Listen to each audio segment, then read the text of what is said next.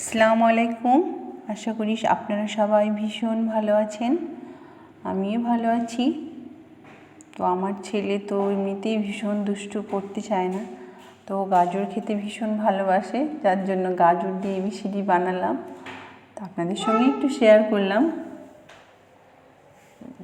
যাই হোক, এখনকার বাচ্চারা যা সেন্সিটিভ, বকাও যায় না, মারাও যায় না। বাচ্চাদের থেকে বাচ্চাদের মারা আরও বেশি সেন্সিটিভ। এই প্রসঙ্গে একটা কথা মনে পড়লো, তো আপনার সঙ্গে শেয়ার করি। আমি একটা ইংলিশ মিডিয়াম স্কুলে পড়াতাম। তো ক্লাস চলাকালীন একটা 6-এর বাচ্চা, আমি ক্লাস নিচ্ছি, ও বন্ধুর সঙ্গে সমানে কথা বলছে, পেন নিয়ে খেলা করছে। তো আমি ওকে গিয়ে বললাম, প্রথমে শুনলো না, তো দ্বিতীয়বার গিয়ে হালকা করে গাল একটু মেরেছিলাম। তো সেটা ও বাড়ি গিয়ে ওর মাকে বলেছে। পরের দিন ওর মা দেখছি আমার নামে অভিযোগ নিয়ে চলে আসছে প্রিন্সিপালের কাছে। প্রিন্সিপাল যথারীতি আমাকে কল করলেন, আমি গেলাম। আমার সঙ্গে ওনার দেখা হওয়ার পরেই বাচ্চাটির মা প্রথম আমাকে জিজ্ঞেস করছেন, আপনি আমার ছেলেকে কেন মেরেছেন?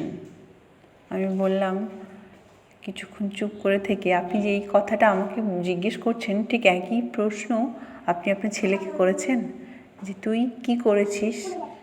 ক্লাসে তো আরও অনেক স্টুডেন্ট ছিল, ম্যাম তোকে কেন মারলো? এবং তুই যেটা করেছিস সেটা ভুল, এটা আপনি বলেছেন একবারও? তখন উনি চুপ করে শুনলেন আমার কথাটা।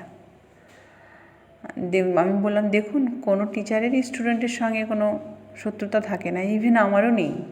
তো আমি যদি কিছু করে থাকি, যদিও আমি সেইভাবে মারিনি, তবে আপনার ছেলের ভালোর জন্যই আমি সেটা করেছি। তো তখন উনি চুপ করে বললেন, সরি ম্যাম বললেন।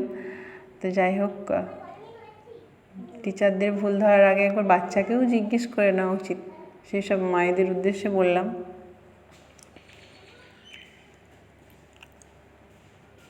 টিচাররা যা করে বাচ্চাদের ভালোর জন্যই হয়তো করে। তো আগে নিজের ভুলটা শুধরে নিয়ে তারপরে স্কুলে অভিযোগ নিয়ে যাওয়া উচিত।